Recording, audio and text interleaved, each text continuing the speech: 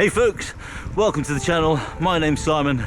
If you're new here, then welcome, and if you're a regular visitor, then it's good to have you back. In this series of videos, I've been riding my bike for the last 7 days trying to get my local legend back.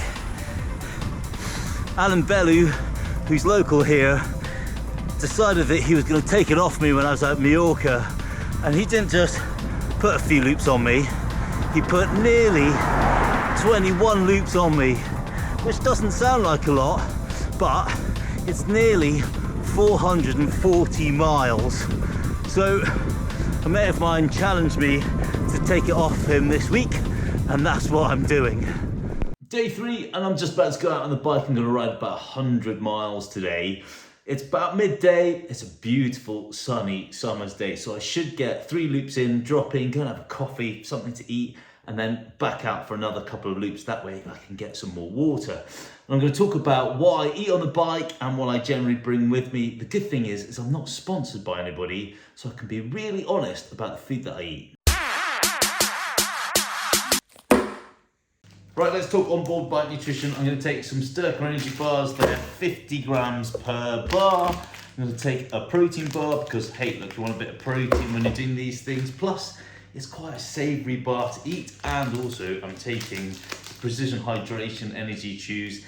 These are 30 grams for 2 of these. Got to remember that, not one, because one's 15 grams. And also, I'm taking this little tube with me, which has got my electrolytes in it. So when I fill up with water, I can put some back in my bottles. Going old school on the camera today, back to the iPhone. Thought I'd just quick chat about how I fuel my long rides. Just training rides, generally out the front door, ride for 20 minutes, 30 minutes, take a chunk of an energy bar, and then finish that energy bar every hour.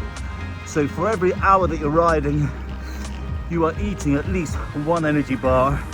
The reason why I like the Strava energy bars is they're about 50 grams of carbs. And then if I want to top it up, I'll have an energy chew. And that's just about perfect for a training session.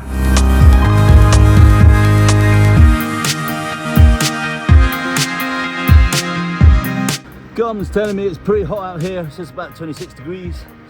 So I might do 2 loops. I'm on my 2nd loop now. Head into town, go to the cake shop early. Just depends on how much I've drunk once I get to the top of this 2nd loop. I'm going to try and keep all my chats to camera going through this valley because it's pretty sheltered from the wind. It's not super windy, but it's coming from the north, so it's really affecting anything I do to camera. The one thing I'm focusing on is my power and keeping that tamed right down. So the highest power I'm holding roughly is between 200 and 210 watts, which is low zone 2 for me. But that's all right. I've got the BMC running on 5034 up front and 1134 on the back. So it's pretty handy at being able to ride at easy gears going up hills. And with the nutrition at the top of each of the climbs of Powlers, I'm just chucking in another energy bar, so that's another 50 grams of carbohydrates. I might chuck in a protein bar on the top of loop 3 before I head down to the cake shop. You can just feel that wind as I come out of the valley here. It's just starting to pick up. So I'll catch up with you guys on the next loop.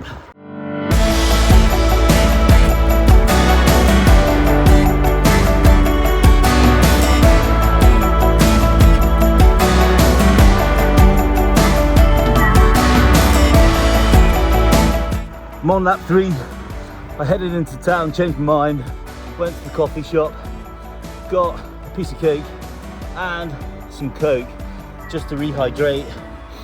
It is pretty hot, and it's only dawned on me when I got to the top of Stibbs Cross that they close pretty early at 4:30 midweek, and I didn't want to miss them, so it made sense to go back now and then do 3 loops off the back of that with full water bottles. Now personally I like to get ahead, so the thought process to do 3 laps, have a cake stop, and then know you've only got 2 to do. And sometimes doing the other way around can really mess with your head. But I'm thinking to myself, do you know what? Take it steady, chill. You don't need to smash it out today, and just take each loop as it comes.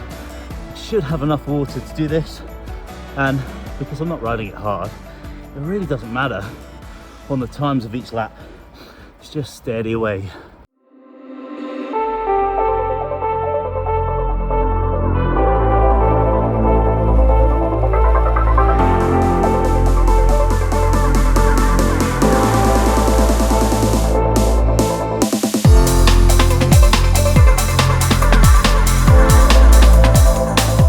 Almost at the top of Palos Hill, lap 4. One more to go.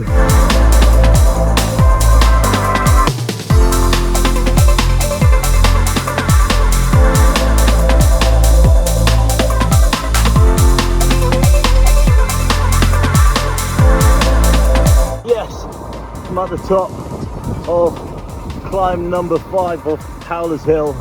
I'm now heading for home. Probably got about 12 miles to go.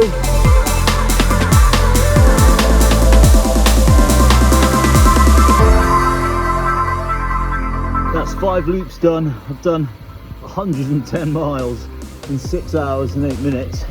It's very hot today, so the first thing I'm going to do is drink a big pint of water when I get back.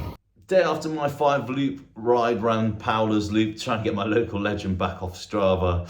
When I look at the stats, I rode at an average of 18 miles an hour for the whole of the ride. It was about 110 miles with just over 7,000 feet of climbing. And I thought what I'd do is just cap off with exactly what I ate on the bike. So I had 1 Styrker energy bar on loop 1, and then on loop 2 I had a second one. But that's when I went back into town. I went to the coffee shop, so I had a Coke and a piece of cake.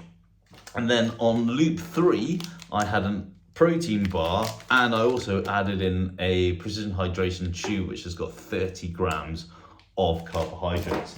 Loop 4, I had another energy bar from Styrker, and as I got to the top of the hill on loop 5, I had 1 more. Now, I didn't really feel like I needed that, but also I'm thinking forward. I'm thinking I need to make sure I've got enough energy to turn the pedals again today. I'm not gonna go and ride 100 today. I've got too much going on at Velo. Someone messaged me yesterday saying, why do you do these things? You don't get medals for this. And I'm like, no, I don't. But it's all about self-challenge and self-discovery. And I'm gonna go to France in a couple of weeks, so this is gonna make me pretty fit. Definitely, that's for sure. But more importantly, it's like, this is what I'm about. This is what I do. I like to do self-challenges. They're fun. They are bloody tough. I won't lie to you. But the feelings of accomplishment you get from taking on a challenge where you know you're not gonna get anything other than a Strava Local Legend and no medal and no one clapping you home is massive. So that's why I do these things. It's to challenge yourself, learn things about yourself. And definitely it helps me think about how to train, how to ride, how to pace, how to eat for future big events that are races. So things like Inferno in 2025 when I go to France. Yeah, I'm definitely going back to do that. So every time I go and do a challenge like this, I'm learning, and that spills over to the people that I coach. Righty, that's it for this video. I'll do one more video about the challenge and hopefully you'll see me finish it. But I really want to talk about why I think the BMC road machine is perfect for the job.